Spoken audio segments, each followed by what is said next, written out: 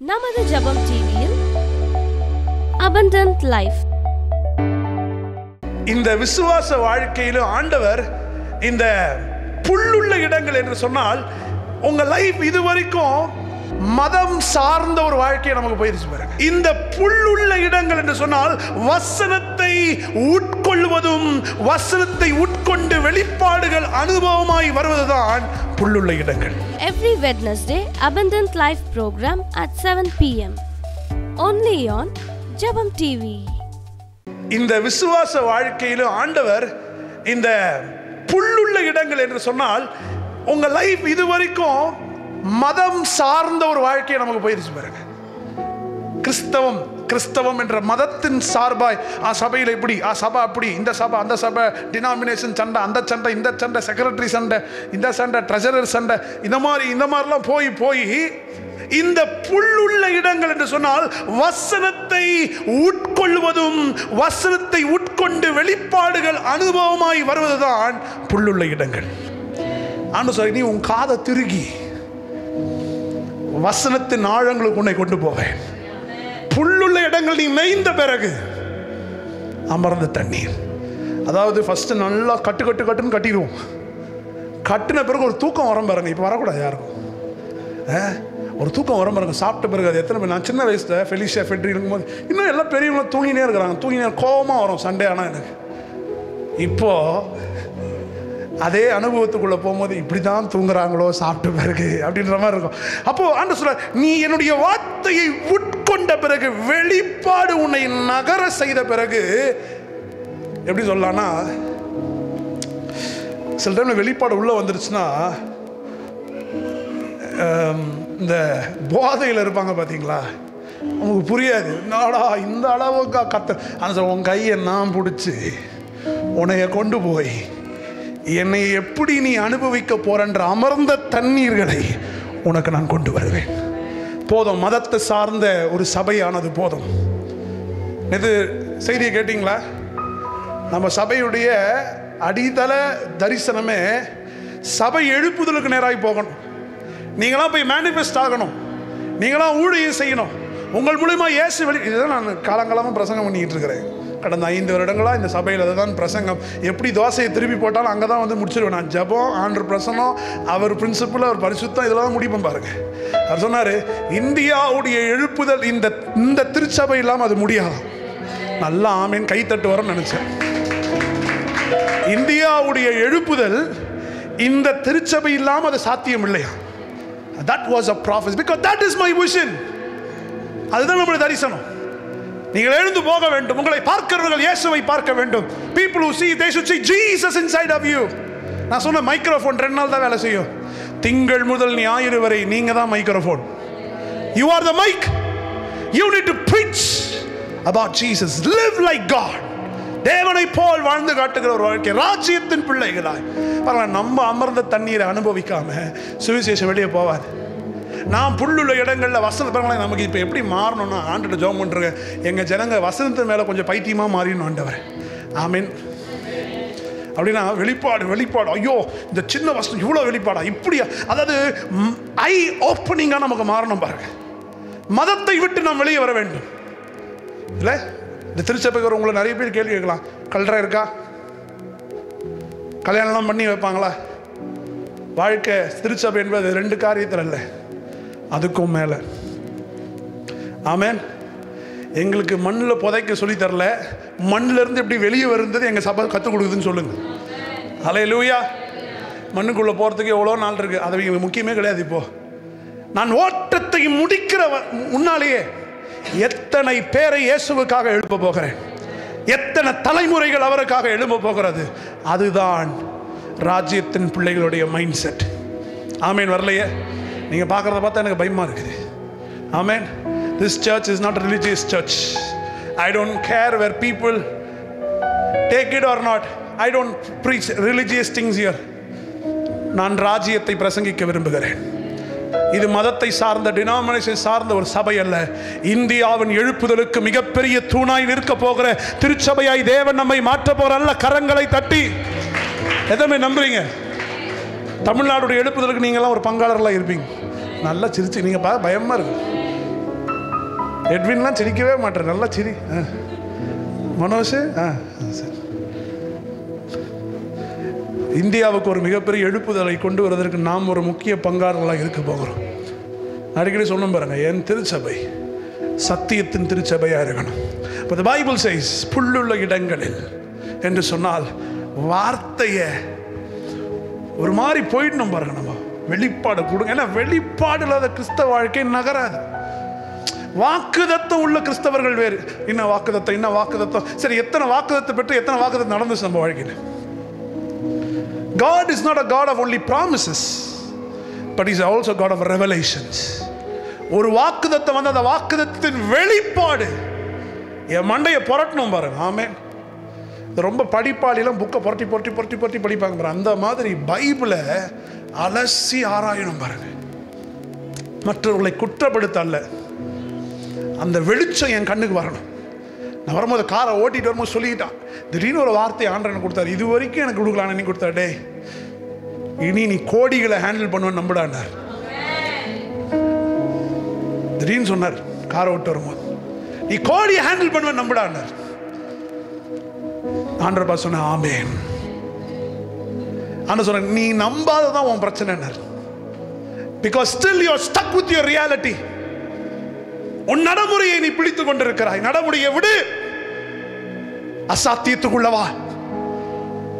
உன் நம்பிக்கையை தாண்டி வசனம் உன்னை குறித்து என்ன சொல்லுகிறது என்பதில் வெளிச்சத்திற்குள்ளே வா.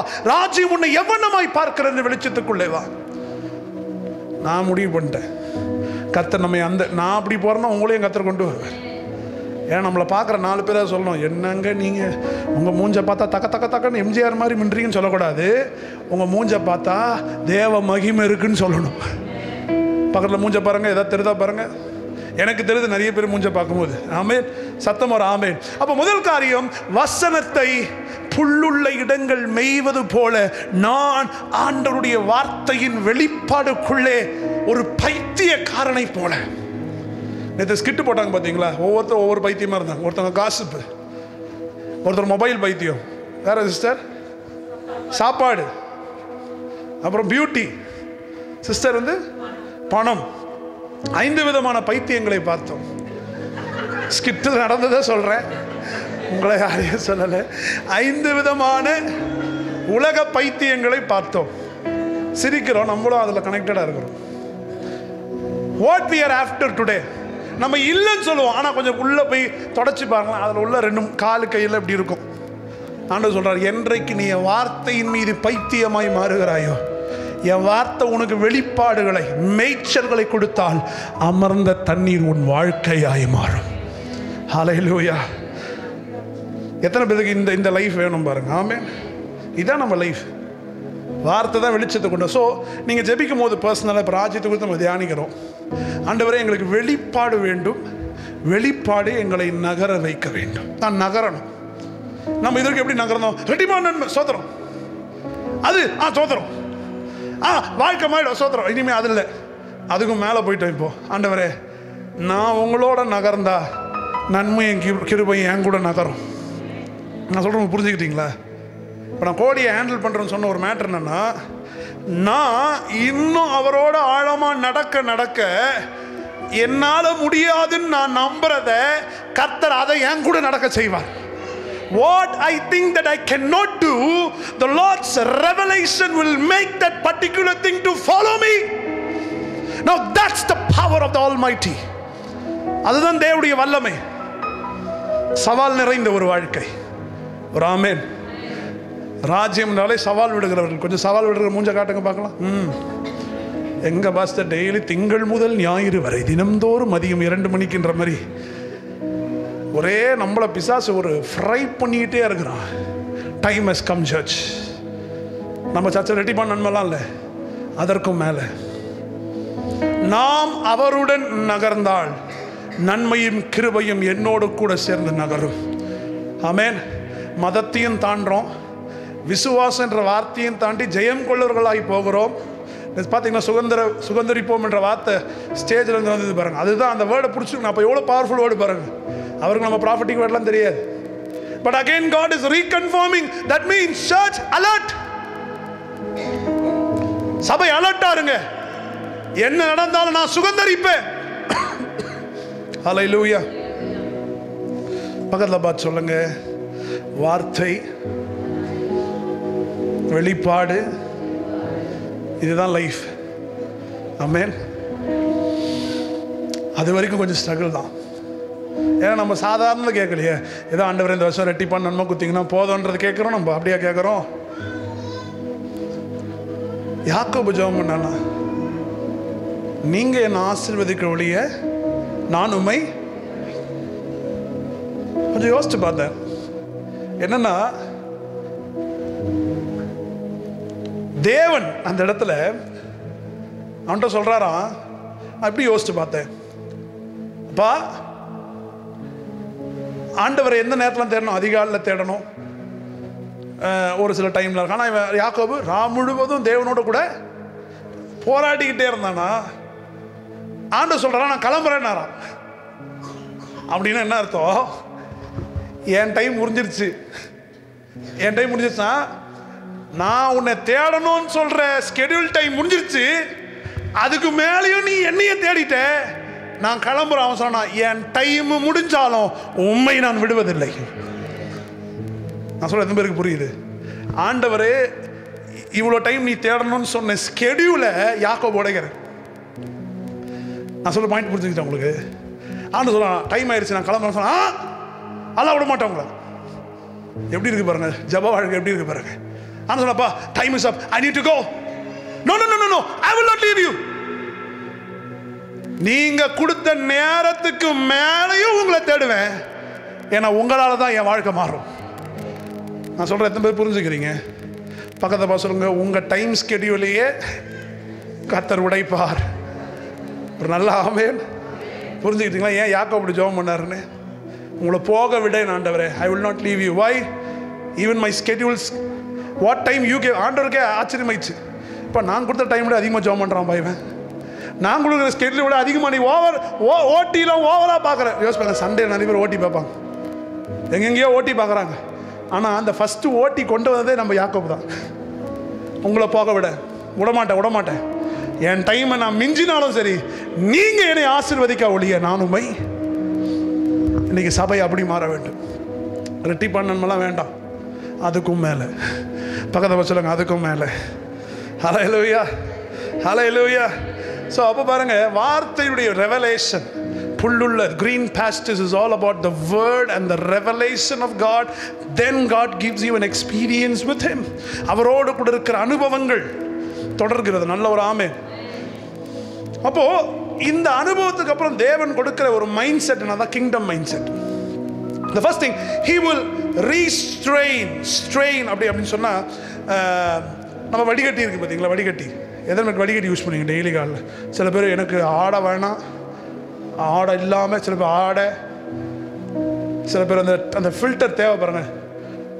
Everyday you need a filter.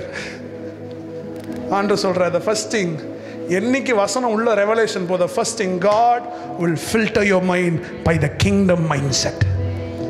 ஏன்னா டெய்லி நம்ம மைண்டில் ஒரு ஃபில்டர் தேவை பாருங்க. டெய்லி காலில் ஒரு பிரச்சனை, டெய்லி இந்த ஆடையை போல ஏடை போல ஒரு பிரச்சனை வந்துக்கிட்டே இருக்கு நமக்கு. ஆண்டவர் சொல்கிறார், என்றைக்கு ராஜ்யத்துடைய சிம்டம் உள்ள வரனா உன் மனதை நான் ஃபில்டர் பண்ண முடியுது. Because everyday there is a battle for us. Daily காலில் ஒரு பேட்டில். ஆஃபீஸ்லேருந்து ஒரு ஃபோன் கால், வீட்டிலேருந்து ஒரு ஃபோன் கால், பேங்க்லேருந்து ஒரு ஃபோன் கால், ஸ்கூல்லேருந்து ஒரு ஃபோன் கால், காலேஜ்லேருந்து ஒரு ஃபோன் கால். எல்லா இடத்துலையும் நமக்கு ஏதாவது ஒரு வேட்டை வைக்கிற மாதிரி ஒரு ஃபோன் கால் பாருங்க. ஆண்டவர் சொல்கிறார், தினந்தோறும் ராஜ்யத்தை பற்றியுடைய உபதேசங்கள், ராஜ்யத்துடைய வெளிப்பாடுகள் என்ன செய்யுமா? என் மனதை புதிதாக்கும். பக்கத்தை பசங்க, ஆண்டவர் ஃபில்டர் பண்ண போகிறார். சொல்லுங்க, ஆண்டவர் ஃபில்டர் பண்ண போறார். வாசிப்போம் ஏசாயா 9:6 வேகமாய். ஏசாயாவின் புத்தகம் 9:6.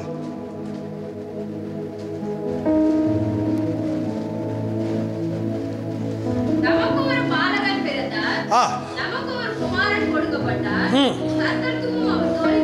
கர்த்தத்துவம் அவர் தோளின் மேல் இருக்கும். அவர் நாமம் அதிசயமானவர். ஆமென். ஆலோசனை கர்த்தா, ஆமா, வல்லமையுள்ள தேவன், நித்திய பிதா, சமாதானம். நல்லா பாருங்க. For unto us a child is born, a son is given, and the government shall be upon his shoulders. கர்த்தத்துவம் அவர் அப்படின்னா இங்கிலீஷில் போட்டிருக்க கவர்மெண்ட். ஒரு ஆமேன் சொல்லுங்க. ஆமேன் சொல்லுங்க. அரசு சொல்லுங்க. அரசு சொல்லுங்க. ராஜ்யம் சொல்லுங்க. ராஜ்யம் சொல்லுங்க. ராஜ்யம். ஹல்லேலூயா. பாருங்க வசனம் அப்படியே ஏசிய நமக்கு ஒரு பாலகன் பிறப்பார், குமாரன் வருவார், கர்த்தருடைய கவர்மெண்ட் அவர் சுமப்பார்.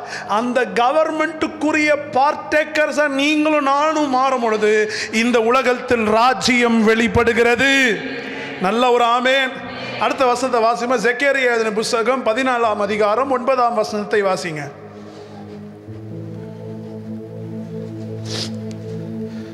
செக்கரியா 14:9 வேகமா வாசிங்க பார்க்கலாம். அப்பொழுது கர்த்தர்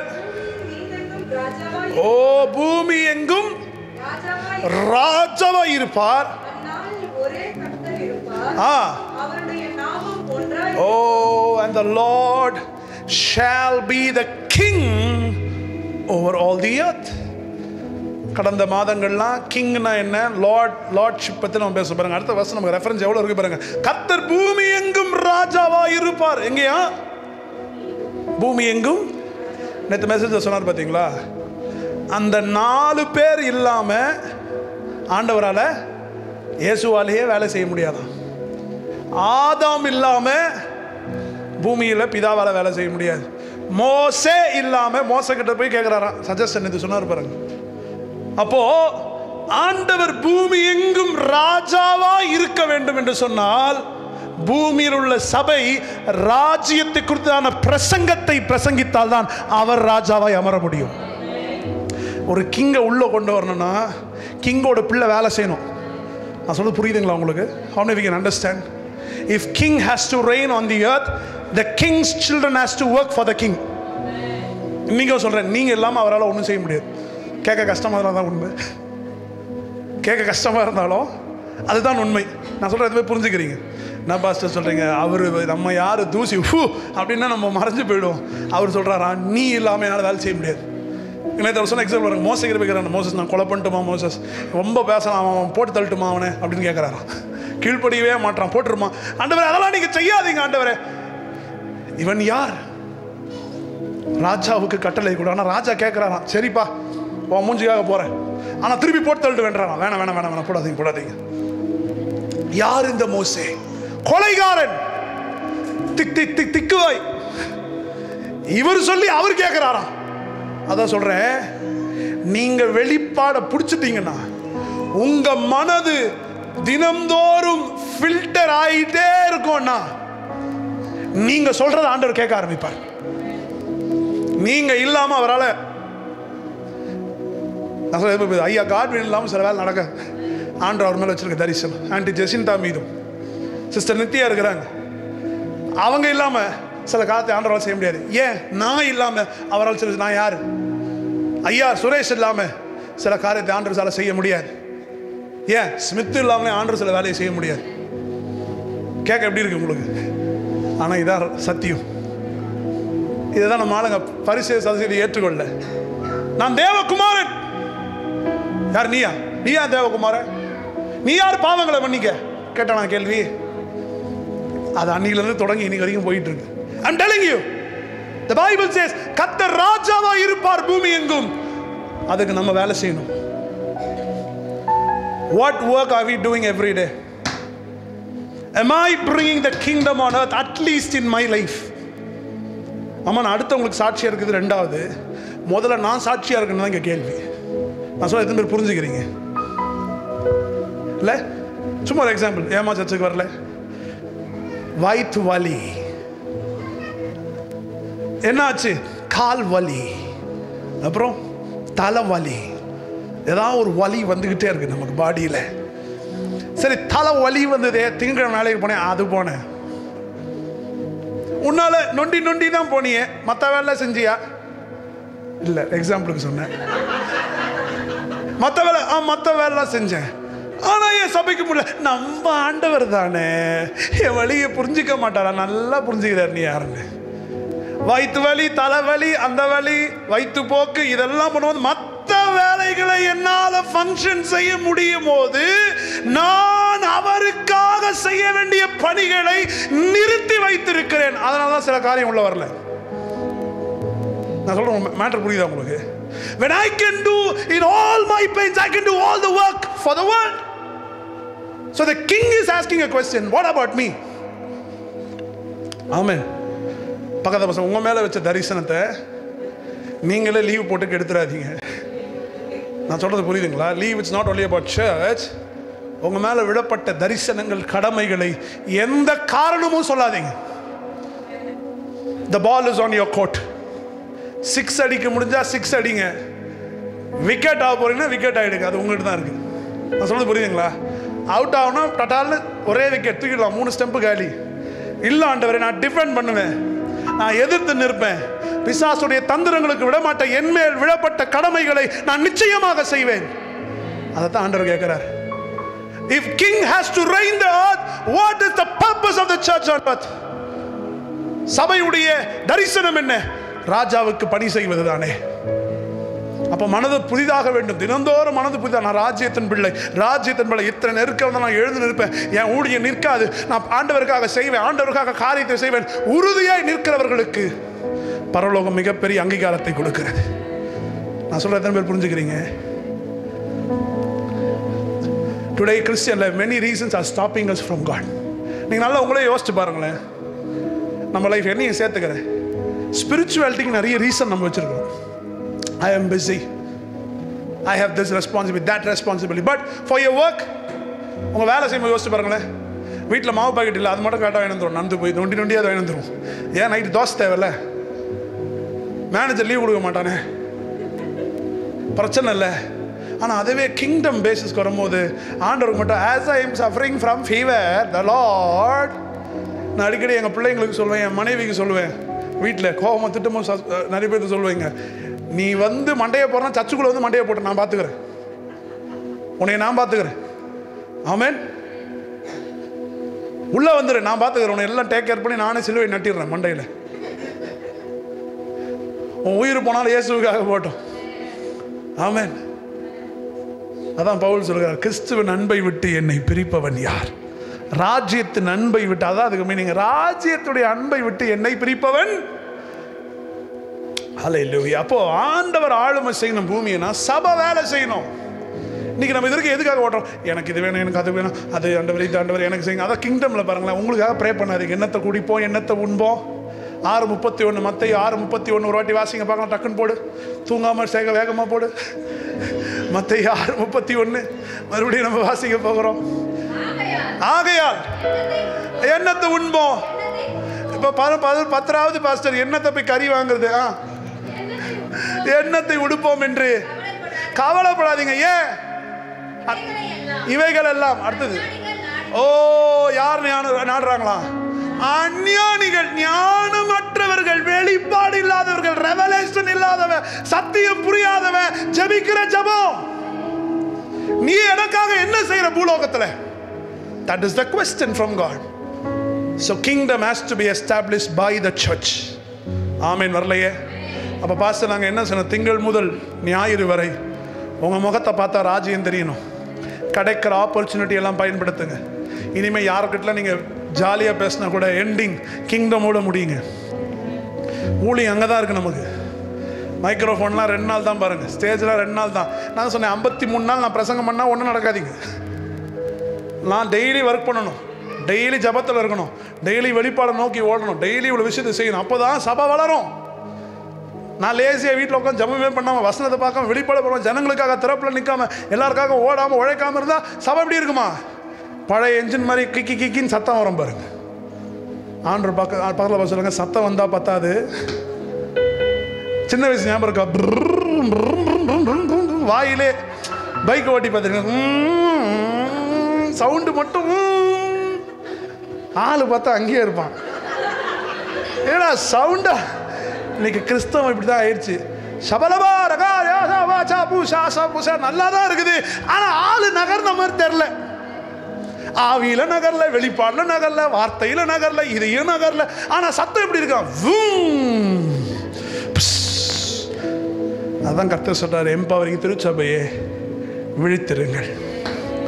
உங்களை பார்க்கிறவங்க இயேசுவை பார்க்கணும். போதும், நம்ம அமைதியாக இருந்தது போதும். நான் சொல்ல நமக்காக ஜெபிக்கிறது நிறுத்திடுங்க. தாயின் கர்ப்பத்தில் தோன்றுவதற்கு நான் எங்கள் அப்பா அம்மாவுக்கு, நீங்கள் ஃபார் எக்ஸாம்பிள் சிஸ்டர் நித்யாவுக்கு ஃப்ரெட்டின்ற ஒருத்தன் கன்சீவ் உள்ளே இருக்கிறான்றது அவங்களுக்கு அவங்களுக்கு 2வது மாதம் 3வது மாதம் தெரிய போகுது. தெரியறதுக்கு முன்னாடியே ஃப்ரெட்டி யாருன்னு ஆண்டவருக்கு தெரியுமா? இதை யோசிச்சு பார்த்தாலே பிரமிப்பாக இருக்கு எனக்கு. நேற்று சில பேருக்கு நேம் காலிங், டேட் ஆஃப் பர்த்லாம் சொன்னாங்களே.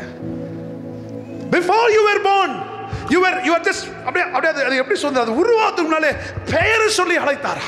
Wow, what a mighty God. அவ்வளோ அப்படி அப்பாவுக்காக எனக்கு என்ன வேணும்னு தெரியாதுன்னு நினைக்கிறீங்க? He knows. அப்போ மை டியூட்டி என்ன? வெளிப்பாட தாங்கப்பா. எந்த ரீசனும் நான் சொல்லாம உமக்காய் ஓடணும். கிடைக்கிற கேப்லெல்லாம் ராஜ்யத்தை வெளிப்படுத்த வேண்டும்.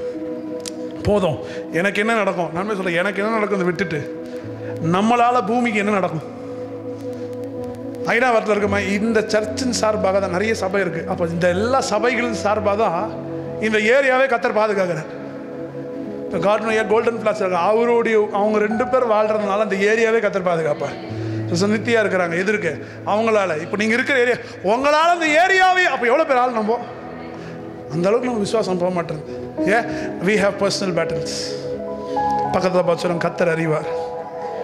எத்தனை பேர் தேவன் பேசுகிறார்?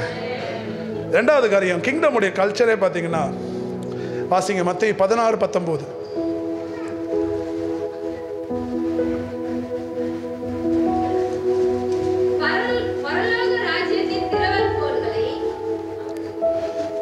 வாசிங்க சிஸ்டர். ஆமென். ஓகே.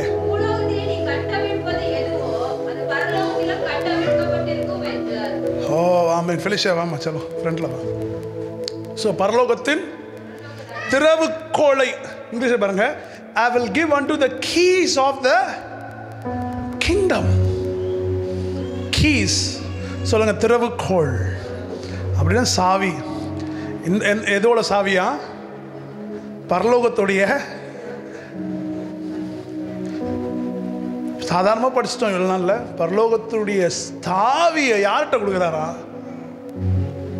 உன்னிடத்தில் நான் கொடுக்கிறேன், எவைகளை நீ கட்டுகிறாயோ.